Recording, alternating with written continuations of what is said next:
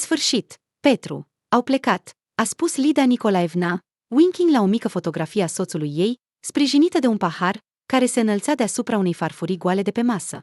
Cele două femei agitate de la Direcția de Protecție Socială, pe care ea, din obișnuință, continua să le numească sos, și fotograful de la ziarul local o obosiseră în 5 minute de la sosirea lor. Cine le-a spus că am nevoie de felicitările lor cu ocazia jubileului? S-a adresat ea portretului lui Petru. Ar fi trebuit să ne lase în pace. Cândva îmi plăcea compania. Dar acum, din toată compania noastră, după cum vezi, a rămas doar una, ultima din Mohican. Asta era adevărul. Cu 2 ani în urmă, Lida Nicolaevna își înmormântase ultima prietenă apropiată, Sima aniversarea trecută a sărbătorit-o doar cu soțul ei, iar după 2 luni l-a îngropat și pe el.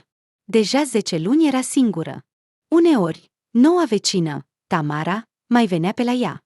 Tânără, doar 60 de ani. Se mutase din sud pentru a o ajuta pe fiica ei să aibă grijă de nepoată, iar în sud, după cum își amintește, era obișnuit să socializeze cu vecinii, toată lumea se cunoștea, nu ca aici, unde fiecare este pe cont propriu. Lida Nicolaevna dorea să o invite și pe Tamara la aniversare, dar fiica Tamarei era la muncă, iar nepoata era bolnavă. Nu a ieșit nimic, nu era destin, dar nici tragedie, se va așeza mai târziu, când toți cei dragi ai Tamarei vor fi sănătoși.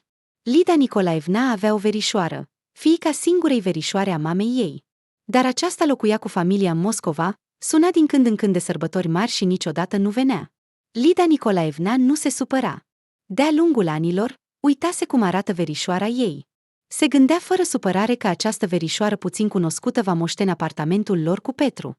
Ei bine, și ce, cu altcuiva? Iar ea, astăzi, avea soarta să petreacă seara amintindu-le pe Petru. Poate că nu era necesar, dar din încăpățânare a pus masa modestă pentru 2 în ziua aniversării sale de 80 de ani. Dacă tot este în viață, jubileul trebuie să fie cumva sărbătorit. A tăiat salată Olivier și a așezat-o în bolul ei de cristal preferat, pe care soțul îl dăruise cu aproape o jumătate de secol în urmă. Numai ce sos plecase, Lida Nicolaevna s-a așezat la masa de lângă fotografia soțului ei și a pus salată în ambele farfurii, lui mai mult, ei mai puțin. Chiar și puțin vin a turnat în pahare pentru ea și Petru. Tamara adusese vin de casă înainte de anul nou, parfumat și ușor, ca un compot. Asta era permis, era natural. Iată-mă și eu la 80 de ani, Petru, o bătrână. Îți amintești? Eram o dulceață la 60. Îți amintești cum striga conductoarea noastră, Raia, în autobuz? Fetele, piersici, bunici, caise uscate, arătați-vă pentru călătorie. Și eu râdeam atât de tare, iar acum sunt acea caise uscate, Petru. Lida Nicolaevna ar fi mai vorbit cu fotografia soțului ei, dar cineva a bătut la ușă. Da, clopoțelul nu funcționează. Fifile de la SOS au bătut și ele și au promis să trimită un electrician de sector să verifice instalația electrică. Din politețe, Lida Nicolaevna le-a mulțumit, deși, de fapt, de mult timp nu-i mai păsa că clopoțelul nu funcționează. Cine să sune? Vecina Tamara bătea cu un ritm rapid și vesel, care s-a memorat ușor din prima dată, iar altcineva nu mai venise. În timp ce Lida Nicolaevna își amintea cine ar mai putea să-și aducă aminte de ea, bătaia s-a repetat. Tot același sunet calm, clar, toc-toc-toc. Mă duc să deschid, Petru. De cine să-mi fie frică? Voi mai vorbi puțin cu cineva. A făcut cu ochiul și, ca o veveriță, a alergat spre ușă. Lida Nicolaevna nu era o bătrână care abia se târie, ci o bătrână destul de vie și agitată, așa cum se definea ea însăși. Când a deschis ușa, oaspetele s-a retras politicos cu un pas înapoi, probabil pentru a nu o speria pe gazdă. Era un bărbat foarte înalt și cu umeri largi. Dar Lida Nicolaevna, în ciuda staturii sale mici și a constituției fragile, nu era o fire sperioasă, deși nu se lăuda niciodată cu asta. Femeii este mai bine uneori să se prefacă că este o proastă fricoasă, glumea odată profesoara ei de muzică preferată. Și în această glumă era o parte de adevăr amuzant și trist. Cine sunteți și la cine veniți, domnule tânăr? A întrebat ea destul de prietenos și cu o notă de severitate. Tânărul se apropia, probabil, de 60 de ani. Pe fruntea lui înaltă erau riduri de om înțelept, părul des și aranjat, de culoarea piperului cu sare. Era îmbrăcat decent, iar ochii lui erau politicoși. Pentru un astfel de Ilia Muromț, era chiar prea educat. Îi amintea pe cineva din trecut. Și vocea lui joasă, cu un ton plăcut. Bună ziua, Sunt la Lida Nicolaevna Povetchina. Eu sunt, a răspuns Lida Nicolaevna, rămânând pe prag și arătând prin toată ființa ei că nu va continua discuția până nu va afla mai multe despre acest oaspete. Bătăile inimii ei deveniseră prea puternice, iar ceafa o durea puțin. Parcă îi creștea tensiunea. Intuiția ei a fost întotdeauna mai de încredere decât rațiunea. Intuițiile nu au dezamăgit-o niciodată. Așa cum se spune acum, avea o intuiție foarte dezvoltată. Bărbatul s-a foi de pe un picior pe altul și a întrebat puțin stânjenit. Lida Nicolaevna, vă amintiți de Anton Sergivic Volski? Eu sunt fiul lui, Stanislav. Intrați! Nu este bine să vorbim pe prag. Inspirând adânc, a spus hotărât Lida Nicolaevna. Tocmai am jubileul și nu am cu cine să-l sărbătoresc. Este convenabil, a precizat oaspetele, de parcă ar fi fost o precauție. Convenabil. Nu sunt regina Angliei, a declarat Lida Nicolaevna. Dacă ați venit, atunci totul este convenabil acum. Așezați-vă în fotoliu. Vă aduc imediat o farfurie. A scos repede o a treia farfurie dintr-un bufet vechi cu cristal și ceramica gel, a pus pe farfurie câteva linguri de salată, a turnat vin și s-a așezat vis-a-vis. Îmi pare rău, Stanislav, nu m-am gândit că ne vom întâlni vreodată. Nu știu cum să mă comport. Nu vă faceți griji, nu am nici cea mai mică dorință să vă judec sau să vă supăr, a asigurat Stanislav, privind puțin confuz în ochii acestei femei în vârstă, dar surprinzător de frumoase, care, din păcate, plângea, străduindu-se din răsputeri să-și stăpânească lacrimile. Înțeleg cu adevărat. Dacă spuneți că a fost stupid și inacceptabil să vin la dumneavoastră, voi pleca imediat, dar nu am pe nimeni, în afară de fiica mea, iar ea, așa s-a întâmplat, este încă un copil. Vreau să aflu despre rudele mele, atât pentru mine, cât și pentru ea. Lida Voronova nu a intrat în cercul primelor frumuseți ale orașului doar pentru că nu era fiica vreunui șef local și nu avea cu ce să se îmbrace frumos și să se fardeze. Așa credea ea însă și, o brunetă cu ochi verzi, drăguță. S-a născut în 1943. Și ea, ca mulți dintre colegii ei, a fost crescută de o mamă singură. Tatăl a murit, fără să afle de existența Lidei. Poate că a fost mai bine că nu a aflat. Probabil că nu ar fi fost foarte fericit. Așa i-a spus mama Lidei, Zoia, și i-a arătat o fotografie a unui major adult, frumos, care se trata după o rană gravă în spitalul unde lucra Zoia, pe atunci de 19 ani. Pentru o amintire bună, de la Nicolai. Era scris cu litere mici pe versoul îngălbenit al fotografiei. Șiat. Nu regret, spunea mama, iar din zâmbetul ei bâlând, adâncit în sine, Lida înțelegea că nu minte. Mulți nu aveau nici măcar atât cât am avut eu. Și mulți nu au copii. Sau au născut de la cineva care s-a nimerit. Timpul este așa. Atâția băieți și bărbați au murit în război. Femeile singure sunt peste tot. Iar eu am avut o iubire, chiar dacă a fost de scurtă durată. Tatăl tău nu m-a mințit. Atunci, în apropiere de Kirov, soția și cei doi fii ai lui trăiau în evacuare. A fost grav rănit. Eu scriam scrisori pentru ei, dictându-le. Scrisori bune, respectuoase. Iubea familia. Dar el era din sat, așa că s-a căsătorit acolo, foarte tânăr, cu acea fată bună pe care părinții i-au aranjat-o. Așa era atunci. Apoi a servit, a învățat, a fost în multe locuri și a văzut multe. Nu s-ar fi gândit niciodată că este de la țară, dacă nu ar fi spus-o singur. A reflectat mult și nu a vorbit despre multe. Nu mi-a promis nimic, dar nici eu nu aș fi putut să-l iau de la copii. Poate că sunt o proastă, nu știu, dar nici nu aș fi putut să renunț la ceea ce a fost. Poate că mâine nu va mai fi, iar eu dintr-o prostească mândrie sau din frica de a fi judecată de oameni, m-aș fi privat de scurta bucurie a mea și a lui. Așa că, ce a fost doar al nostru pentru totdeauna. Nu ar fi putut fi mai bine cu nimeni altcineva. Iar oamenii ce? Au vorbit și au tăcut.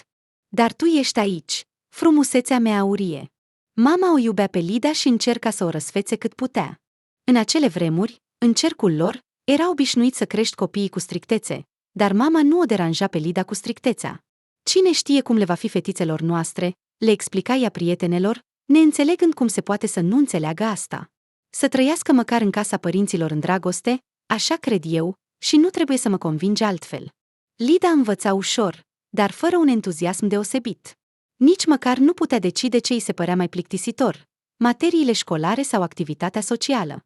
La întâlnirile comsomolului, o criticau ca fiind o comsomolistă complet inactivă, iar ea voia doar să bâzâie de la asta. Nu făcea și nu spunea nimic rău. De ce s-au agățat de ea? Îi plăcea mai mult să citească cărți, să viseze și să cânte la pian. La aceste activități a fost condusă de o vecină minunată. Această Serafima Constantinovna nu semăna cu toate celelalte bunici care locuiau în jur și nu se învârtea în cercul lor. I se părea Lidei că nu era o bunică obișnuită, ci o vrăjitoare bună îmbătrânită sau o regină, sau ambele în același timp. Oricum, în ea era un fel de mister. Casa ei era pe din afară veche, scorojită și sărăcăcioasă, dar în interior foarte confortabilă, cu puțină mobilă, dar cu o bibliotecă și un pian. Și bătrâna vrăjitoare cânta seara pentru sine muzică foarte frumoasă, complet diferită de cea pe care o auzea Lida de obicei la școală sau în club. Observând de câteva ori o fetiță mică sub feroneria ei, venind să asculte muzica, Serafima Constantinovna a invitat-o să intre, a servit-o cu ceai cu gem și a întrebat: „Vrei să înveți să cânți?” „Foarte mult!” a răspuns Lida într-o suflare, iar Serafima Constantinovna a început imediat să o învețe. Ajungând acasă, Lida i-a povestit totul mamei. Mama a suspinat ușor, trecând prosopul de pe o mână pe alta. A doua zi, după muncă, a bătut la vecină. „Cât ați lua pentru lecții, Serafima Constantinovna?” „Nu pot plăti mult, dar niciodată nu voi refuza să ajut cu gospodăria, când veți avea nevoie, și vă voi aduce câteva murături de acasă. Am o grădină mult mai mare decât a voastră.” „Zoia, nu trebuie să te îngrijorezi”, a răspuns bătrâna impasibilă. „Voi face asta complet gratuit, pur și simplu din interesul meu. Ești asistentă medicală. Și eu am nevoie uneori de injecții sau de alte lucruri medicale. Un medic cunoscut este întotdeauna mai bun decât oricine altcineva. Așa că tu mă vei ajuta, iar eu pe tine. Și singurătatea mea se va mai risit puțin. Asta și valorează mult. Dar Lida mea este capabilă?” După ce s-a gândit puțin, Zoia a decis să întrebe. „Încă nu știu”, a răspuns Serafima Constantinovna, strângându-și umerii uscați. „Dar are cu siguranță simțul frumosului. În astfel de cazuri, trebuie să înveți. Muzica o va ajuta să treacă peste cele mai neplăcute momente ale vieții.” La doar 6 luni, Lida cânta la pian atât de bine încât nu se rușina să o demonstreze. În curând, toată lumea din oraș știa că, dacă se apropie o sărbătoare mai semnificativă sau o vizită a unui înalt oficial, în club va cânta Lida Voronova. Fețele de bronz sau de marmură ale șefilor se îmbâlânzeau și căpătau trăsături umane obișnuite, îmbunătățite de muzica jucăușei Lida. Se spunea chiar că contabilul șef al micii fabrici locale a fost salvat de o pedeapsă severă pentru delapidare tocmai datorită interpretării Lidei. Un inspector sever, care verifica înainte de plecare, a fost convins să se oprească la concertul din club. S-a dezghețat și s-a îmbâlânzit. Atât de mult s-a îmbâlânzit, încât s-a despărțit de gazde ca de rude. Contabilul șef Ivan Ilici, deși a fost concediat, nu a fost închis. Soția lui fără copii, Margarita Lvovna, credea cu tărie că, dacă nu ar fi fost fetița neîndemânatică la finalul concertului, totul s-ar fi desfășurat altfel și mult mai rău. Lidei îi plăcea rolul ei, dar, spre surprinderea mamei, fata nu se lăuda deloc. Cunoștințele spuneau că, uite, Lida este atât de capabilă și atât de modestă. Zoia zâmbea politicos, primind complimentele. Dar în adâncul sufletului se îngrijora, amintindu-și de ea însă și la aceeași vârstă, comparând și speriindu-se, găsind asemănări. Întreba vecina, care devenise aproape o rudă, ce părere are despre cum se va desfășura soarta fiicei ei. Serafima Constantinovna nu se înșela nici măcar o clipă în privința modestiei Lidei. Era doar o mască pentru a evita atenția excesivă a oamenilor neinteresați. Ar fi putut spune multe, dar nu considera necesar să o îngrijoreze și mai mult pe mamă și o liniștea cu generozitate. „Nu ai motive de îngrijorare. Zoia, ai o fetiță minunată. Desigur, nu va deveni o mare pianistă, dar are o profesie, consideră că o are. Și totul va fi bine în cele din urmă. Principalul lucru este să nu mai fie revoluții și războaie.” Cu o bucurie neascunsă, despărțindu-se de școala plictisitoare, Lida s-a înscris la un colegiu de muzică din centrul regiunii. Doar câteva ore de mers cu mașina de orașul lor. Dar, până să ajungă la noua viață, mai era o vară întreagă. Dacă ar fi putut, ar fi plecat acum la mările calde, ca eroină din romanele preferate. Dar mama îi pregătise nu o călătorie, ci o pereche de pantofi cu toc. O pereche mică, elegantă, de pantofi bej, care semănau cu 2 jucării. „Mamă, sunt o avere!” „Aha!” a confirmat mama, râzând atât de mulțumită și fără griji, de parcă acești bani ar fi căzut pe ea din cer. „Sunt pentru a ieși frumos la pian.” Acum vreau să apară un motiv să-i port până în toamnă, a recunoscut Lida lui Serafima Constantinovna, de parcă în glumă, dar de fapt serios. Principalul lucru este dorința ta, a zâmbit Tasia, cu riduri de vânt în jurul ochilor. Și un motiv se va găsi întotdeauna. Serafima Constantinovna susținea că viața se îndreaptă în direcția celei mai puternice gândiri a noastre. Lidei i-a plăcut această viziune asupra vieții. Rezultă că, dacă te gândești la ceva pur și simplu, cu încăpățânare și constant, atunci ceea ce ai gândit se va împlini. Și ocazia de a purta cadoul mamei a apărut repede. În oraș a venit o inspecție regională de la compania de navigație.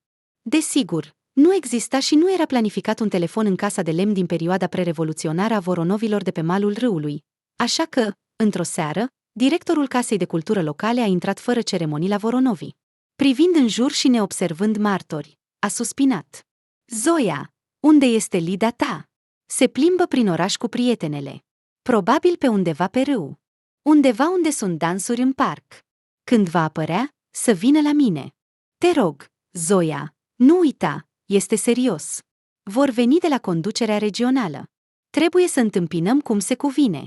Lida trebuie să acompanieze, iar apoi să cânte ceva solid din clasică. A coincis bine că încă nu plecase la studii. Aici fără ea, unde să găsim o pianistă? Avem fetițe, desigur, dar toate sunt mai slabe. Desigur, Lida a cântat. Nu era greu în vacanță și nu o deranja deloc. Spre deosebire de oratorii cu discursuri pregătite, ea nu trebuia să deschidă gura. Avea deja experiență, nu era nimic de îngrijorat. Toată lumea asculta muzica, nimeni nu se uita la Lida Voronova. Cum arăta în acel moment, dacă era îngrijorată sau nu? Sunt ca o muzicuță, râdea ea după astfel de interpretări, în privat, cu Serafima Constantinovna. Aceasta îi dădea dreptate și nu contesta. Așa că, și de data aceasta, Lida a interpretat la seara pentru Comisia Regională toate melodiile potrivite pentru sărbători și întâmpinarea oaspeților de rang înalt. De data aceasta, au ascultat-o cu o atenție deosebită, mai puțin decât de obicei, distrăgându-se cu discuții, dezbateri de afaceri și curte pentru doamnele de la raion. Probabil că erau obosiți. Cu o noapte furtunoasă înainte, o furtună grandioasă pe râu. Când, în pauza dintre spectacole, s-a aflat că s-a întâmplat ceva cu iluminatul festiv planificat al bufetului, toți oaspeții și gazdele din sală s-au amestecat, iar Lida a fost abordată de solista corului orașului și frumoasa recunoscută a orașului, Nina Osipova, care i-a șoptit la ureche. Ledușeca, după dansul angajaților de la autobază, te rog, cântă a înflorit sub fereastră cireșa albă. Am mare nevoie să o cânt, soarele meu. Și tu nu pierzi nimic. Nimeni dintre oaspeți nu se va supăra. Dimpotrivă, cea mai populară melodie. Toată lumea o iubește acum. Promiți? Și eu îți voi coase o rochie din materialul meu pentru plecarea la colegiu. Am un segment potrivit. Culoarea valul mării este exact pentru astfel de brunete cu ochi verzi ca tine, efectiv. Și îți voi coase și un mantou, dar asta dacă mă aduci materialul. Nina chiar cosea minunat. Toate soțiile șefilor se îmbrăcau la ea. Fii doar pregătită. După aplauze, la primele mele acorduri, ieși, a încurajat-o Lida pe Nina. Această Nina era amuzantă. Lidei nu îi doreau atât de multe rochii și mantouri, cât o situație neobișnuită. Toate concertele din oraș semănau între ele, iar chiar dacă Lida ar veni aici peste 10 ani, nimic nu s-ar schimba. Așa că, măcar Nina Osipova va cânta melodia ei preferată pentru inginerul ei stagiar, care tot nu se hotărăște să meargă mai departe în relațiile lor. Nimeni nu se va supăra pe o astfel de distracție neaprobată de șefie. Interpretările veselei și dulce a frumoasei Nina și chiar și ale profesorului lor de fizică, care era și directorul școlii, întotdeauna îi pregăteau pe toți pentru o atmosferă pașnică. Toate prietenele s-au dispersat în tăcere. Doar eu am rămas singură în acea seară. Nina interpreta atât de sensibil melodia, încât chiar și primele rânduri de șeh zâmbeau binevoitor. Iar Lida știa atât de bine această melodie, încât putea să arunce priviri în sală, în timp ce degetele ei se așezau ușor pe clape. Și deodată, palmele ei aproape că s-au strâns în pumni sub privirea pătrunzătoare. Toți din sală se uitau la cântăreața Nina Osipova. Iar o persoană a privit tot timpul la Lida Anton Sergivic, parcă așa îl chema. Așa îl numeau pe inspectorul venit. Cu ochi căprui, cu părul castaniu, cu o nuanță roșcată. Inspectorul nu părea mai în vârstă de 30 de ani. Dar vestea despre el s-a răspândit repede prin oraș. Acest bărbat frumos, impasibil, principial și serios. După ce a ascultat opiniile despre inspector pe parcursul zilei, Lida a pierdut dinainte orice interes pentru el. Ceva de genul unui manechin pompos din titlurile ziarelor. Ce prostie este opinia ta, a gândit Lida acum, prindând privirea deschisă și încăpățânată a oaspetelui. Nu, trebuie să-mi eliberez mintea de la asta, altfel mă voi pierde în ritm. S-a străduit să-și abată privirea și să o îndrept mai întâi spre clape, apoi din nou spre sală. Și acum, așa s-a întâmplat, s-a întâlnit cu privirea lui Serafima Constantinovna. Bătrâna mică, așezată parcă întâmplător pe marginea din spate, i-a zâmbit ștrengărește și i-a făcut cu mâna uscată, care semăna cu o ramură flexibilă de salcie. Lida și-a aruncat din nou privirea mai aproape de scenă. Inspectorul părea că a înghețat în aceeași poziție, fără să-și abată privirea de la ea. Lida a ascultat în liniște aplauzele lungi pentru Nina Osipova. Și imediat ce acestea s-au stins, a luat noi acorduri. Era una dintre cele mai iubite romanțe ale Serafima Constantinovna. Este o neglijență din partea mea că tu doar cânți. Ar trebui să înveți și să cânți, i-a spus profesoara, care nu era zgârcită cu laudele goale, după ce Lida a cântat-o pentru prima dată în privat, acompaniindu-se la pian. Doar odată în viață se întâmplă o întâlnire, doar odată soarta rupe firul. Cânta Lida și fiecare cuvânt, îi se părea, se imprimea sub cupola sălii în aerul ei. Se simțea veselă și speriată în același timp. Cânta din intuiție, din memorie, fără să vadă pianul din fața ei, doar această privire pătrunzătoare. O puțin a speriat și a trezit o tăcere sonoră și plină, când a terminat de cântat și și-a îndepărtat mâinile de pe clape. Dar, după o secundă, sala a izbucnit în aplauze, iar după câteva minute toți au început să vorbească, să se amestece și să se ridice de pe locuri. Ea s-a bucurat de vreme că toți au uitat de ea și de fanteziile ei. La ea s-a apropiat un tânăr cu părul neted și cu un semn de tineret pe piept, care a anunțat politicos: Lida Nicolaevna, sunteți chemată în sala de banchet. Lida a fost aruncată parcă dintr-un pod în apă. Nu fusese niciodată printre oaspeți în sala de banchet și nu se aștepta să ajungă acolo în curând. Ca să nu-și dezvăluie frica în fața acestui tânăr neted, care părea să râdă în secret de ea când spunea Lida Nicolaevna, și-a îndreptat privirea spre vârful pantofilor ei. Ce pantofi eleganți bej avea, iar picioarele ei în ei arătau ca niște jucării. Nu orice fetiță are astfel de picioare. Voi veni imediat, a auzit ea propria voce prietenoasă și lipsită de griji venind din depărtare. Așa a început totul. Chiar și după mulți ani, când a crescut, și-a schimbat numele și locuința, și după 10 sau 20 de ani, Lida își amintea perfect, în toate detaliile, această scurtă săptămână fericită. Totul era viu în amintire. Și toată viața a visat. La început frecvent, cu anii din ce în ce mai rar. Dar niciodată nu a dispărut complet. Anton, desigur, era căsătorit. Ce vrei, fetiță? Orice funcționar de partid este de obicei căsătorit la vârsta lui, îi spunea Serafima Constantinovna, cu un ton melodios, plin de învățăminte ieftine, tot înțelegând. Lida nu a putut să-i spună mamei despre iubirea ei scurtă și amețitoare. Simțea că aceasta s-ar îngrijora prea mult, comparând soarta fiicei cu a ei. Cea mai bună prietenă, Nadia, se pregătea să se căsătorească cu Anatolii, un student la medicină, pe care l-a cunoscut în clasa a 9-a în centrul regional. Și ea, în mijlocul pregătirilor pentru nuntă, nu avea timp pentru poveștile altora. Numai Serafima Constantinovna a fost nevoită să devină confesorul tăcerilor înghețate. Trebuie spus că bătrânica nu era deloc supărată de asta. În plus, ea se raporta la multe lucruri mult mai calm decât mama Lidei sau oricare dintre vecinele și cunoscuții lor. Acest lucru a susținut-o pe Lida după plecarea lui Anton acasă și lipsa de vești de la el. A fost frumos, Lida, și s-a terminat. Amintește-ți de el ca de cel mai bun lucru și nu aștepta nimic. Îi pătrundea în conștiință vocea bâlândă a Serafimei Constantinovna. Dacă o ascultai, cu ochii închiși, nu ai fi crezut că este deja bătrână. Așa era vocea ei. Anton și soția lui nu aveau copii, nu reușeau. Asta era tot ce știa Lida despre viața lui de familie. Nu ar fi întrebat niciodată de ce să vorbească despre altcineva în afară de ei înșiși. Se întâlneau cu precauție, fără a oferi orașului niciun motiv pentru bârfe proaspete. Desigur, aceasta era meritul lui Anton, care era inteligent și judecat. Lida doar îl susținea. I se părea că așa trebuie. În primul rând pentru ea, așa cum susținea Anton. El pleca, iar ea nici măcar nu a venit la gară să-l conducă, așa cum îi ceruse. La despărțire, el i-a întins o cutie îngustă din catifea albastră. Lida a deschis-o imediat. Înăuntru erau niște ceasuri de aur elegante. ca amintire a timpului petrecut împreună. Stătea pe un deal deasupra râului și se uita alternativ la ceasul de pe încheietura mâinii și la partea opusă a râului, cum treceau stațiile trenului. Bine că în curând și ea va pleca, la studii. Serafima Constantinovna susținea că locurile noi, oamenii și evenimentele sunt cel mai bun remediu pentru orice melancolie, inclusiv pentru iubire. Mama, dacă bănuia ceva, tăcea. Lida îi plăcea atât orașul regional, cât și școala de muzică și noile prietene. Unele dintre ele erau foarte pasionate de muzica străină modernă, despre care ea știa încă puțin. Viața promitea să devină foarte interesantă. Lida a început să revină la viață și să manifeste interes pentru altceva în afară de amintirile ei. Dar prea curând a fost lovită de o descoperire. Aștepta un copil. Chiar dacă ar fi știut adresa exactă a lui Anton, tot nu i-ar fi spus. Era prudent, gândise la toate. Dar așa s-a întâmplat, iar vina nu era a lui. Era mult mai simplu și mai plăcut pentru ea să gândească bine despre el.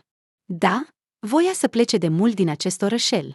Pur și simplu totul o trăgea, dar nu avea motiv. Erai mică, îți era bine să crești lângă râu. Și muzica. Ei bine, unde am fi găsit o profesoară ca Serafima Constantinovna în marele oraș? Ca și cum ne-ar fi fost ca o mamă. Doar că nu o putem muta. Nimic, vom scrie des. Va veni să ne viziteze. Zoia mergea pe stradă alături de fiica ei și vorbea repede și ostentativ, voioasă, fără să-i permită Lidei să spună niciun cuvânt. Și cu schimbul a fost repede. Au căutat doar jumătate de an. O casă mai mică și mai veche, desigur, dar mai aproape de centru, totul la îndemână. Și nu au de gând să dărâme această margine de lemn, am aflat. E bine. Nu-mi imaginez cum ar fi să locuiesc într-o garsonieră strâmtă la etajul 5. Mai bine să carapă din fântână și să fac foc. M-am obișnuit. Dar e confortabil. Așa, de la căldura sobei, da. Lida, de ce ești ca o bucată de lemn? Nu mă supăr deloc că nu mi-ai spus nimic imediat. Ce rost are acum să mă supăr? Dacă te-aș fi avertizat, m-ai fi ascultat? Și nu ne vom întrista și plânge. Niciun nenoroc nu s-a întâmplat. Te voi ajuta în tot. Vom crește copilul. Tu te-ai născut în timpul războiului. Și nimic, ai crescut. Și ești atât de talentată. Mă mândresc cu tine. Acum te mândrești? A încercat să zâmbească Lida. Nu judec, în orice caz, a asigurat mama cu căldură. Nu eu judec. Numai proștii judecă. Și nu merită să le acorzi atenție. Vor găsi ceva de criticat, chiar dacă ai fi de aur. Și ce rău ai făcut cuiva? Nimănui și nimic. Oh, să se nască măcar un băiat. Fetele din familia noastră au o soartă oarecum prostească. Mai exact, suntem noi proaste. S-a născut un băiat. Nașterea a fost grea. Copilul s-a dovedit a fi mare pentru Lida, care era fragilă. Ce? Voi alegeți doar bărbați puternici? A întrebat glumeț moașa, dorind să o încurajeze pe Lida. Această moașă era cunoscută de toată lumea sub numele de Valia, deși era o Valentina Grigorievna mare și neobosită, de o vârstă destul de respectabilă. Când, dimineața după naștere, Lida a decis să meargă la mese și să ia micul dejun, sprijinindu-se de perete, Valia a apărut brusc lângă ea chiar în momentul în care a început să se învinețească în față. Sprijină-te de mine! Ușor, ușor, i-a sugerat ea. Și culorile triste ale coridorului spitalului, spre bucuria și ușurarea Lidei, au căpătat culoarea lor obișnuită când ea a obținut un echilibru stabil, apucându-se de cotul moașei. Cum îl cheamă pe doctorul care mi-a asistat nașterea? Stanislav Alexandrovic. Cine a avut norocul să fie de serviciu la el, a avut noroc. Te-a adus pe lume cu grijă. Lucrează cu mult respect față de noi, fetele. Lida aproape că nu era conștientă de frică în timpul nașterii. Era aproape sigură că va muri. A născut în jurul miezului nopții, a căzut în somn, iar dimineața a găsit chiar puterea să zâmbească, amintindu-și de temerile nocturne. S-a dovedit că aproape nimic nu a reținut în memorie. Dar siguranța calmă și bunăvoința doctorului s-au imprimat perfect în memorie. Îl voi numi pe fiul meu Stanislav, s-a gândit ea cu voce tare. Aha, nu ești prima, nu ești ultima, a șuierat Valia în liniște. Zoia Voronova, mama Lidei, a început să lucreze în cabinetul de proceduri al policlinicii regionale. Policlinica era considerată bună, foarte respectată de nomenclatura locală. Șefa a spus deschis Zoiei, la noi nu se intră așa ușor. Ești o veterancă cu medalii, iar recenziile de la locul de muncă anterior sunt foarte bune. Așa că te-am angajat imediat. Mulțumesc! Nu vei regreta, a răspuns Zoia pe scurt. Acum cel mai important era să o ajute pe fiica ei să nu abandoneze studiile și să nu se cufunde prea mult în tristețea ei tăcută, pe care nu o ascundea și nu o sublinia. Zoia se rușina să o întrebe pe Lida cât de des își amintește de tatăl copilului ei. Se temea să nu găsească cuvintele potrivite. Sau poate să încalce jurământul fiicei că nu vorbește niciodată despre asta cu nimeni. Își amintea prea bine de sine. E înfricoșător să spui, dar era mai ușor pentru ea în unele privințe. Tatăl Lidei a murit. Atunci era război și era ridicol să te gândești la un viitor în soarta ta personală. Și asta schimba multe. Tatăl lui Stasic, cu obrașe rotunde și voce puternică, trăiește liniștit undeva în apropiere, în același oraș, și nu bănuiește nici măcar de existența fiului său. Viața lui nu s-a schimbat cu nimic. Sau poate chiar a avansat. A obținut o promovare. E interesant, își amintește oare de fetița dintr-un orășel provincial de pe malul unui râu, care abia a terminat școala. Poate că, printre altele, o mai amintește din când în când. Și acestea sunt doar momente plăcute. Totul părea Zoiei extrem de nedrept. Așa cum spunea mama ei în astfel de cazuri, aceasta este soarta femeilor. Dar de atunci totul s-a schimbat radical. Chiar și în cosmos, omul a zburat de curând. O soartă feminină a rămas pe același loc. După terminarea școlii, au avut noroc să evite repartizarea în țări necunoscute doar cei care au reușit să se căsătorească cu un localnic. Și soțiile militarilor mergeau la locul de repartizare al soțului. Lida, care a terminat școala cu distincție, ar fi putut rămâne și ea în oraș, în calitate de mamă singură. Dar Zoia s-a bucurat prea devreme că fiica ei a avut noroc în ceva. În ziua în care a trecut cu succes ultimul examen, Lida s-a întors acasă de vreme, a scos în tăcere pantofii la ușă, s-a așezat lângă sobă cu ceașca ei preferată de aluminiu și a întrebat: Mami, te deranjează dacă plec să lucrez în regiunea Krasnodar? Întotdeauna a vrut să vadă marea și să locuiască lângă mare, măcar puțin. A venit o repartizare favorabilă. Era nevoie de un pianist în clubul sanatorial sau undeva de genul acesta. Condițiile de locuit erau bune, într-o cameră de serviciu separată, ca într-o garsonieră.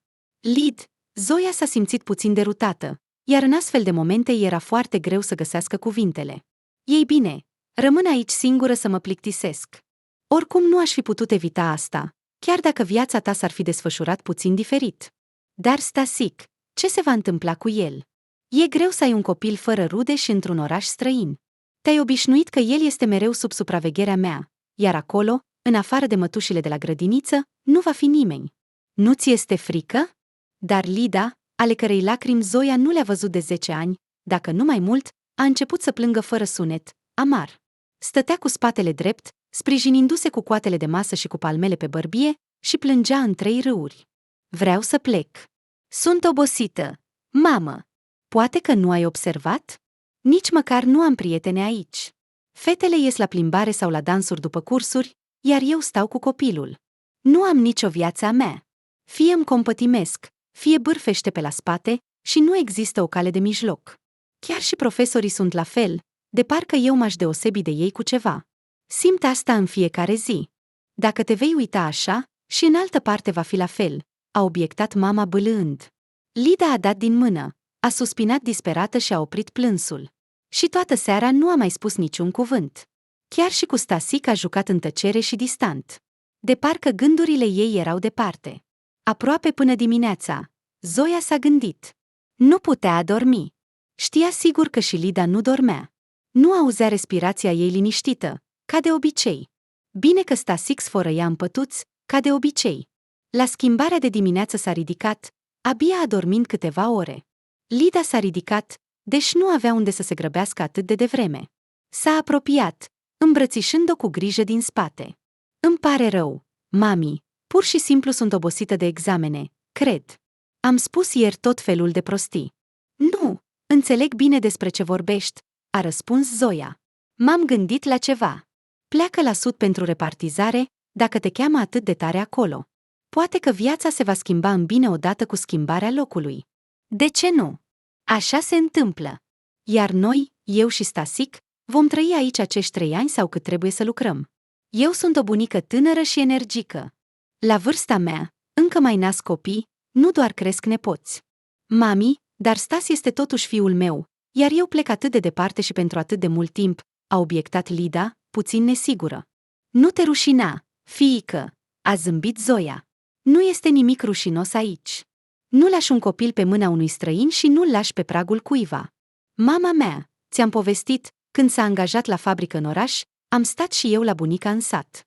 Toată lumea a avut de câștigat de la asta, în cele din urmă. Și iartă-mă, mamă, pentru sinceritate. Amintește-ți că ești tânără și frumoasă. Altfel, tinerețea a trecut pe lângă tine. Din școală direct în rolul de mamă. Poate că soarta ta se va schimba. Nu credeai serios că vei sta toată viața la pian? Chiar și întreabă-o pe Serafima Constantinovna, pe care o respecti.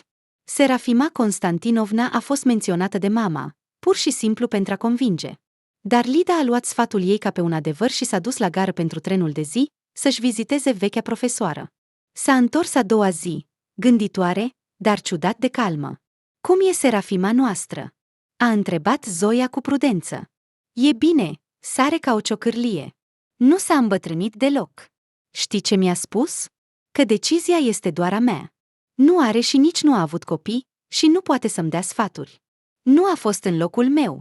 Nu am atins niciodată acest subiect. Și ea însă și nu a sugerat niciodată, dar acum mi-a povestit. Când era puțin mai mare decât mine, a lucrat la teatru în Moscova. A fost înainte de Revoluție. Și un ofițer a început să o curteze insistent și frumos. Și s-a îndrăgostit foarte tare de el și a început să se întâlnească cu el în secret. Era căsătorit. Și a obținut multe datorită unei căsătorii avantajoase. A respectat toate precauțiile. Dar într-o zi a aflat că așteaptă un copil. Prietenul ei a dispărut imediat, ca o ceață. Iar ea era orfană și nu avea alte mijloace de trai în afară de salariul de la teatru. Atunci o actriță, prietena ei, i-a recomandat un doctor care o va ajuta să scape de sarcină. Așa a făcut. Și s-a bucurat că totul a decurs bine, fără complicații. Și în curând aproape că s-a uitat la sine, dar nu a mai reușit să aibă copii, deși a fost căsătorită de 2 ori. Se pare că are o poveste aproape la fel ca a noastră. A ridicat doar din numeri. Nimic surprinzător. O poveste foarte obișnuită. A mai spus că în problemele morale nu sunt prea competentă din cauza lipsei de sfințenie. A mai spus ceva și m-a liniștit fără să-mi dau seama. Nu mă amintesc nici eu cum. Mă bucur că am fost la ea. De la sud ar fi fost prea departe. O iubesc. Lida a plecat. Mama stătea pe marginea peronului cu Stasic în brațe și, ridicându-i mânuța, îl ajuta să salute trenul. Când cei care au condus au dispărut din vedere, Lida a simțit simultan ușurare și frică. Frica a venit tocmai dintr-un sentiment puternic de libertate și ușurință. Oare este atât de lipsită de suflet? Oricine ar numi o mamă nebună și ar avea dreptate. O mamă bună nu și-ar fi lăsat copilul așa. Pur și simplu nu ar fi putut să se despartă de el. Dar ea a putut. A purtat în călătorie cea mai dragă rochie a ei și chiar și-a făcut o coafură nouă dinainte. Probabil că nu își iubește deloc fiul, și ar fi fost mai bine să facă așa cum a făcut Serafima Constantinovna odată. Deci gândul că Stasic ar fi putut să nu existe o speria și mai mult. Nu, destul cu fanteziile stupide. Ea este pur și simplu mai curajoasă decât alte fetițe, nu atât de timidă. Se va descurca la sud. Dacă îi va plăcea munca și orașul, dacă și Lida va plăcea acolo, poate să-și aducă mama și pe Stas. Zoia Voronova a rămas să-și crească nepoțelul singură. A declarat deschis prietenelor de la muncă. Personal, a avut foarte mult noroc că totul s-a desfășurat exact așa cum s-a desfășurat. Are pe cine să îngrijească, altfel ar fi fost singură. Copilul nu este deloc o povară. Este încă tânără, iar Stasic crește calm, judecat și aproape nu se îmbolnăvește. Este o minune, nu un copil. Poate crește chiar și 3. Iar Lida scrie des și trimite chiar și bani în fiecare lună, deși ei nu au nevoie. Acești bani Zoia îi pune deoparte. Când Lida se va întoarce, se va aduna o sumă destul de plăcută. Atunci se vor gândi unde să-i cheltuie. Totul era cu adevărat adevărat. Zoia era îngrijorată doar de un singur lucru. Fiica ei nu scria deloc despre viața ei, mai exact despre ceea ce nu ținea de muncă sau de viața orașului de pe litoral. Zoia a întrebat chiar-o pe Serafima Constantinovna în scrisoare: "Ce îți scrie Lida?" Dar nici ea nu a dezvăluit vreo revelație. Dar scrisorile Lidei nu păreau mamei triste, așa că totul era bine cu fiica ei. Și fotografia trimisă confirma această idee salvatoare. Fotografia a fost făcută pentru tabloul de onoare al sanatoriului. Lida s-a bronzat, a înflorit și chiar semăna cu Gina Lollobrigida în portret. Oricum, aceasta era opinia unanimă a celor două prietene ale Zoiei, nu a vederii ei de mamă.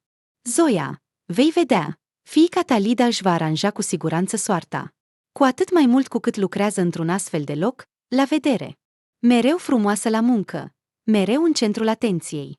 Ce bine este pentru o femeie să aibă o astfel de profesie. Eu mi-am dus fetița, Tania, la școala de muzică, dar acolo s-a dovedit că nu are ureche muzicală, un urs a călcat pe ea, se plângea colega Olga seara. După ce l-a culcat pe Stasic și s-a așezat lângă sobă cu o cană de ceai din plante, Zoia își imagina adesea în detaliu că primește o nouă scrisoare de la Lida, în care fiica îi spune despre schimbările din soarta ei, că a întâlnit un om, a stat la noi, a fost la toate concertele, a curtat-o și a cerut-o de soție cu o zi înainte de plecarea din vacanță. Poate că este o prostie să te lași dusă de astfel de fantezii, dar Zoia se bucura de ele, așa că nu le alunga. Mereu este mai bine să aștepți ceva bun, răul vine de la sine, așa că așteptarea lui este o prostie, doar atragi. O veste de la Lida, asemănătoare unei scrisori din fanteziile Zoiei, a venit destul de repede. De fapt, era doar o carte poștală cu peisaje de vacanță. Lida o felicita pe mamă cu ziua de naștere, îi spunea că a trimis deja un cadou prin poștă, iar în partea de jos a mesajului era adăugat: mămărit. Detalii voi da puțin mai târziu. Mama ta se mărită, a spus Zoia cu gânduri, în timp ce îi scotea pantofii lui Stasic după plimbare. Nu știa dacă să se bucure sau nu. Poate că da. Cel mai important și interesant este pe mai târziu. La ce atâta mister? De fapt, nu a trebuit să aștepte mult pentru detalii. Nu a apucat Zoia să ajungă dimineața la muncă, că a fost chemată în cabinetul directorului. Vorona, grăbește-te! Te sună fiica, chiar aici, ceva urgent. Lida suna și ea dintr-un birou de conducere. Vocea ei clară se auzea atât de bine, de parcă ar fi fost lângă ea. Chiar și ușoara tremurare a telefonului nu deranja. Mami, pe scurt, ne-am căsătorit astăzi cu Petru. Îmi pare rău că fără nuntă, fără să te cunosc și toate cele. El este militar, pleacă astăzi la locul de muncă. Nu are posibilitatea să facă totul conform regulilor. A stat la noi la mare, nu-i așa? Iar eu voi lucra aici puțin, până vine înlocuitorul, și voi merge după el. Departe, foarte departe, dincolo de Ural, nu mi este frică. Este foarte, foarte bun. Când venim în vacanță, te vei convinge singură. Îți voi trimite o fotografie. Am rugat-o deja pe șefa ta să nu te certe pentru apelul meu. Nu voi mai face așa. Lida râdea la telefon, iar vocea ei părea mamei fără griji, fericită și foarte de fetiță, ca unei eleve de clasa a 8-a. Fericire pentru tine, fetiță, a suspinat Zoia la telefon. Scrie, dar acum mai des, ne interesează tot. Aha, dar eu am plecat, mami. Oh, dar cum este Stasic? Da, totul este bine, Stasic este sănătos, vorbește din ce în ce mai mult și cântă. Îi voi trimite un acordeon pentru copii și un tambur, a râs Lida. Da, Lida, fugi, draga mea. După ce a închis, Zoia s-a întors spre director. Îmi pare rău, Maria Lvovna, fiica s-a mărit, nu este un eveniment zilnic. Mulțumesc, mă duc să lucrez. Când vin cu fiul? A intervenit asistenta șefă, răsfoind niște hârtii chiar în birou. Când vin în vacanță, acolo ne vom descurca, a răspuns Zoia. Ne este bine împreună, iar mămica lui să se așeze mai întâi la noul loc. Așa a ridicat asistenta șefă din numeri, iar ușa s-a închis în urma Zoiei Voronova. Lida s-a mărit, iar păcatele tinereții sunt pe de latură. Acum, Maria Lvovna, amintește-ți cuvântul meu, Zoia va crește singură pe Stasic. Bine, dacă vor trimite bani, și asta, până nu vor avea copii împreună. Așa este soarta copiilor nedoriți. Între timp, șefa spionilor de la policlinică, așa cum o numeau tinerii medici asistentele, ar fi continuat să discute mult timp despre un subiect atât de fertil, dacă nu ar fi fost chemarea directorului să tacă și să muncească. Locotenentul major Petru Povetkin provenea dintr-o familie de militari. Nu era deloc un om rece, dar în organizarea vieții aproape totul îi se părea clar, simplu și inevitabil. A terminat o academie militară superioară și a fost trimis la locul de serviciu. Printre colegii săi, ofițeri și subordonați, și-a câștigat rapid respectul, pur și simplu rămânând el însuși. De asemenea, se simțea bine în pielea lui. Numai că nu a reușit să se căsătorească la terminarea academiei, fiind prea ocupat cu studiile și problemele prietenilor. Majoritatea colegilor de ieri s-au dispersat în garnizoane îndepărtate cu soțiile lor tinere, iar Petru a plecat singur. Conform mentalității acelor ani, el deja începea să fie considerat un bărbat rămas singur. Prietenul tău este prea pretențios, spunea cu nedumerire Olga, care acum era de 2 ani soția celui mai bun prieten al său de la academie, Jeni. Nu înțeleg ce prințesă așteaptă? Desigur, este interesant, dar are o părere prea înaltă despre sine. Olga putea fi înțeleasă într-un fel. Ea deja îl prezentase pe Petru tuturor prietenelor sale vitregi, colegelor de clasă și de an. Și multe dintre ele nu ar fi avut nimic împotrivă să se întâlnească cu un blond bine făcut. Petru rămânea politicos și indiferent. Da, printre noile cunoștințe, prietenele entuziaste ale Olgai, se găseau chiar și fete foarte frumoase. Și întâlneai și fete inteligente. Dar o cunoaștere mai apropiată cu nimeni nu s-a concretizat.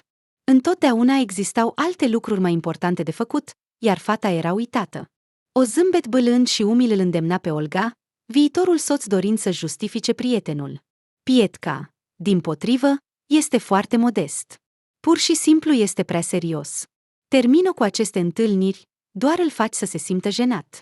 Va veni vremea când va înțelege singur cine îi trebuie. Dar Olga nu se dădea bătută și s-a liniștit doar înainte de plecarea cu soțul la locul de serviciu. În timp ce se despărțea pe peron de prieteni, Petru se simțea trist și se rușina de propria tristețe, iar pentru a-și ascunde jenarea, i-a urat prietenului o slujbă de succes. Olga, însă, strălucind cu ochii, i-a urat prietenului soțului. Iar ție, petiță, să-ți găsești prințesa ta. Cu slujba ta, cu siguranță totul va merge bine, pentru un astfel de soldat harnic și ambițios. Îmi va fi dor de voi amândoi, a răspuns în sfârșit Petru, zâmbind. Nu era bolnăvicios de mândru și toate săgețile lui Olga în direcția lui le percepea ca pe niște glume inofensive, fără de care viața ar deveni într-adevăr mai plictisitoare. Iar după câteva zile, Petru a plecat să slujească dincolo de Ural, primul an de serviciu a trecut pentru el ca o zi lungă. Și iată-le, cu o convingere fermă că viața a fost reușită, s-a îndreptat spre prima sa vacanță, spre sud. A crescut lângă mările nordice. Trebuia să vadă și sudul. Acesta era un plan mai vechi, iar el urma planurile. Primele zile nu a ieșit din mare, aproape că nu era interesat de ceea ce se întâmpla pe țărm. Așa cum s-a dovedit, Petru nu știa deloc să se odihnească. Colonelul cu care a legat o prietenie pe baza jocului de șah i-a spus fără ocolisuri. Eu nu am avut ocazia, tovarăș colonel, a zâmbit Petru. Dar nu-i nimic. Vei învăța. Viața este lungă, l-a asigurat colonelul. În ciuda vârstei destul de respectabile pentru Petru, Semion Ignatievici s-a dovedit a fi o persoană energică și sociabilă, și în plus, favorit al întregului personal medical și al angajaților de sex opus. Un siberian vesel și robust știa o mulțime de glume simple și amuzante, care provocau râsul doamnelor. Și, spre surprinderea lui Petru, aceste povești nu s-au repetat niciodată cu o nouă doamnă. Sanatoriul militar în care au primit bilete s-a dovedit a fi nu departe de sanatoriile obișnuite și casele de odihnă pentru civili. Și în timp ce Petru își perfecționa abilitățile de not, așa cum spunea colonelul, însuși Semion Ignatievici explora activ unde se întâmplă lucruri interesante în oraș, iar în a 5-a zi a vacanței, la prânz, a declarat: aici, în casa de odihnă a energeticienilor, este un club excelent. Mult mai interesant decât al nostru. Aproape în fiecare zi se întâmplă ceva nou pentru civilii care se odihnesc. În timp ce tu atrăgeai rechinii, eu am văzut ieri seară un mic spectacol. Astăzi seară mergem acolo la un mare concert. O mare personalitate de la o fabrică serioasă vine în vacanță. Așa că concertul promite să fie interesant. Obiecțiile din partea celor de rang inferior nu sunt acceptate. Petru nici nu s-a gândit să contest. Și lui era interesant. În afară de concertele de amatori din academie, nu avusese ocazia să participe la altele. El și colonelul au ocupat locuri foarte bune în rândul 5, de unde se vedea perfect ce se întâmpla pe scenă sub bolțile înalte. Petru i-a plăcut imediat totul aici, dar nu a ascultat prea atent cuvintele prezentatorului care anunța numerele, oricum nu cunoștea pe nimeni dintre artiștii care se prezentau. Până la concert, au reușit să bea câteva pahare de vin tânăr local, iar acum seara curgea lent și relaxat. Seara somnoroasă de sud, cuvintele dintr-un film îi pluteau în minte. Și deodată, o plăcută senzație de ușurare a dispărut de pe Petru. La pian, pe scenă, atinând ușor podeaua cu tocurile, venea o fată fragilă, bronzată, cu părul închis la culoare, cu o coafură modernă, care părea că a fost creată special pentru ea. Mergea ca și cum ar fi fost acasă, iar sala de turiști nu exista pentru ea. Așezându-și ușor mâinile cu încheieturi subțiri pe clape, a început să cânte o melodie magică, hipnotizantă dintr-o clasă necunoscută, dintr-o viață veche. Așa trebuie să fie, așa a fost corect, părea să gândească locotenentul major. Ar fi fost foarte surprins dacă ar fi început să cânte un marș al entuziaștilor. Fata pur și simplu cânta, dar lui se părea că ea cântă și. Parcă îi auzea vocea. Știți cine este aceasta? A întrebat el, surprinzându-se singur, adresându-se colonelului care stătea la stânga lui. Se pare că a întrebat foarte tare, pentru că doamna severă și impunătoare de la dreapta lui a șuierat acid și moralizator. Aceasta este Ferenc Liszt. Este minunat. Dacă nu sunteți capabili să realizați acest lucru, vă rog să nu deranjați, tovarăș ofițer, să ascultăm. Aceasta este Lida Voronova, a șoptit colonelul, mulțumit, la urechea stângă. Trebuie să observi uneori din timp ce îți spune prezentatorul. Ieri seara am ascultat-o pe ea acompaniind o piesă, ca legat de acest scaun incomod. Am ascultat. Așa că, într-un fel, am realizat că ție cu siguranță îți va plăcea foarte mult. Aha, iată că am ghicit. Rareori mă înșel. O cunoști pe ea? Întrebă Petru, ignorând ironia jucăușă a colonelului. Crezi că eu sunt un cunoscut al tuturor? Și tu ai tras un bilet de loterie fericit, că eu te iau cu mine? În acest caz, uită de aceste iluzorii și fă-ți cunoștință singur. Mie nu-mi rămâne decât să invidiez. Dacă aș fi fost în locul tău, cu siguranță aș fi încercat să mă apropii.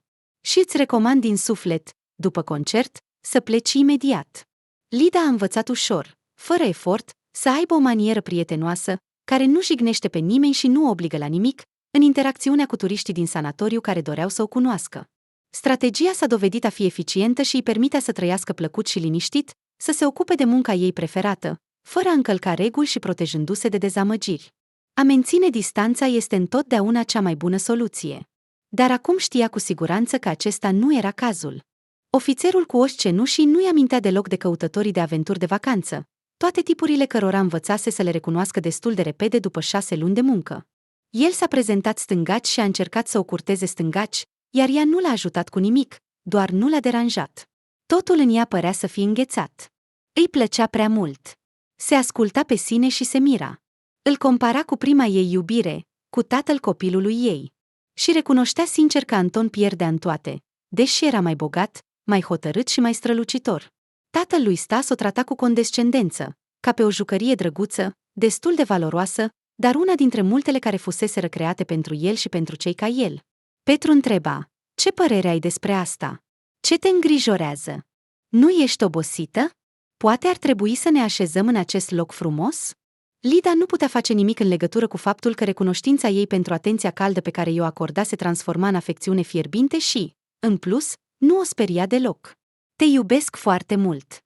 Întotdeauna, peste tot, te văd doar pe tine. Vei deveni soția mea? Întrebă el după o săptămână de cunoștință, îmbrățișându-i cu bâlâândețe genunchii ascuțiți pe plaja vântoasă de noapte, pe care el însuși îi acoperise mai întâi cu sacoul său. Da, nu te îndoi nici măcar de a cânta. Se grăbi să-l asigure Lida. Ce cald și bun este! Ce groaznic ar fi să strice totul! Ofițerii se căsătoreau repede, fără nicio coadă. Lidei nu-i rămânea mult timp pentru reflecții. Ei bine, probabil că era bine. În ajunul înregistrării căsătoriei, seara a fost liniștită, dar deloc sufocantă, ușoară și proaspătă. O astfel de ușurință în natură dezleagă ușor și limbajul uman, așa că nu era nevoie să aștepți o altă ocazie. Din nou trebuie să știi, am un copil, un fiu, suspină Lida. Ar fi fost nedrept să nu-ți spun. Ai fi putut să mă confunzi cu alta. Unde este? Întrebă Petru. Și Lida înțelese că el nu era dezamăgit și nu o judeca, ci pur și simplu era confuz. Este cu mama mea, îi vine deja al 4-lea an, așa că poți să-ți iei înapoi oferta. Nu-mi iau nimic înapoi, răspunse Petru. Totul a fost mai devreme, iar noi doi, nu știu cui îi poate păsa, cu siguranță nu mie. Lidei îi plăcea noua ei și prietenoasa nume de familie, Povețchin, și noua ei soartă. Oriunde o ducea necesitatea serviciului, ea era considerată una dintre cele mai frumoase și plăcute soții de ofițeri din garnizoană. Întotdeauna era o coadă de eleve care doreau să învețe să cânte la pian, iar admiratorii nu erau mai puțini. Spre deosebire de eleve, Admiratorii Lidei erau ținuți la o distanță decentă. Nu era vorba de principii morale, ci de faptul că ea își iubise cu adevărat soțul rapid și fără să-și dea seama. De ce ar mai avea nevoie de altcineva în astfel de cazuri? Nu înțelegea. Fericirea era umbrită doar de un singur lucru. Stasic nu dorea să trăiască cu ei. La început, ei veniseră doar în vacanță. Micul Stas se temea de tatăl vitreg. Și se rușinea și de mama lui, pe care apucase să o uite.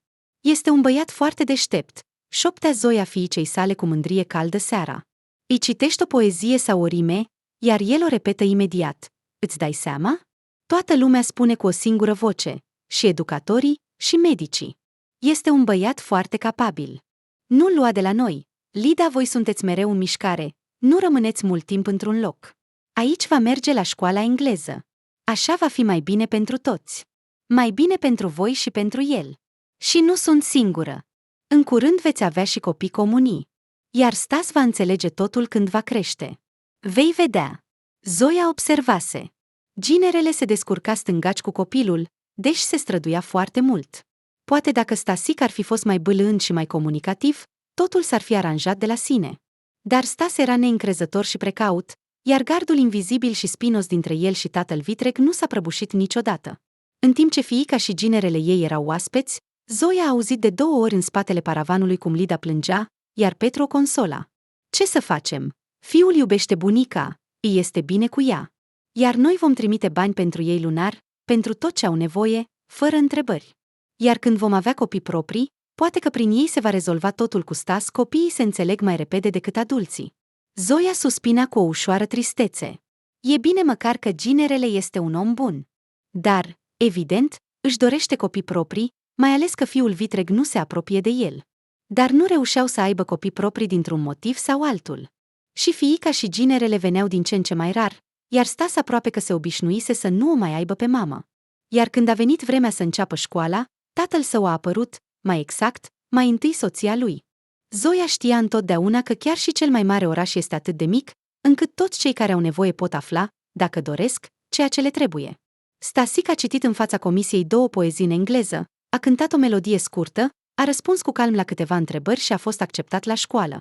După o săptămână, întorcându-se de la muncă, Zoia a observat o Volga albă la colțul policlinicii. Din ea a ieșit o învățătoare de la școala engleză, complet diferită de cea care fusese la comisie. O femeie delicată și tristă, îmbrăcată într-un costum scump, a salutat-o pe Zoia și a spus: „Înțeleg că aceasta este o discuție foarte delicată. Nu vreau deloc să te jignesc. Te rog să nu pleci imediat. Mi s-a spus că nepotul tău este fiul soțului meu. Dar am ignorat. A fost mai simplu. Dar eu nu pot avea copii proprii. Iar fiica ta are deja de mult o viață a ei. Îl cunosc bine pe soțul meu. Aceasta nu este prima poveste similară. Pur și simplu nu au fost alți copii. Nu am știut nimic timp de câțiva ani doar pentru că fiica ta a tăcut. Nu a cerut bani sau alt ajutor.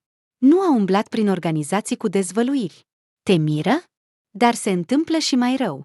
Dar băiatul tău este o copie a soțului meu, Anton. Aș da multe în viață pentru a avea un astfel de fiu. Și eu și soțul meu am discutat totul deschis și sincer. Am o cerere neobișnuită pentru tine, Zoia Andrivna. Soțul meu și cu mine. Vrem foarte mult să ne vedem cu fiul. Desigur, ca niște unchi și mătuși, în calitate de rude îndepărtate. Îi vom oferi ajutor în tot. Avem resurse. Ginerele meu mă ajută bine, nu am nevoie de bani, răspunse repede Zoia, dar, privind fața femeii, care părea stinsă și confuză, adăugă: „Dar, desigur, veniți în vizită, nu vă sfiți. Înțeleg, nu sunt de piatră. Voi povesti despre unchi și mătușă. Vom inventa ceva. Stas iubea bunica, unchiul Anton și mătușa Liuba. Mama venea rar, cam o dată pe an. A călătorit cu soțul ei prin jumătate de țară, el fiind militar. Povestea interesant despre diferite locuri, aducea cadouri, dar totuși părea oarecum străină, dintr-o viață complet diferită, nu a lui. Iar la aniversarea lui de 12 ani, ea a venit din timp, cu o săptămână înainte și singură. A adus blugi rigizii de culoare albastră închisă, o chitară splendidă și câteva discuri rare, pe care nu le avea nimeni. Chiar și unchiul Anton nu a reușit să le obțină. A spus că ea și soțul ei sunt transferați temporar să slujească într-un frumos oraș de sud. Acolo există și o școală engleză, mai bună decât cea de aici. Acolo totul este mai bine decât aici, judecând după cuvintele ei. Și ea își dorește foarte mult ca fiul să trăiască cu ei. Și Petru Andrivic, soțul ei, își dorește și el acest lucru. V-a fost bine fără mine, iar acum mie mi este perfect normal fără voi aici, și cu siguranță nu voi merge nicăieri cu voi, răspunse Stas calm, încet, pentru a nu lăsa impresia că îl afectează în vreun fel.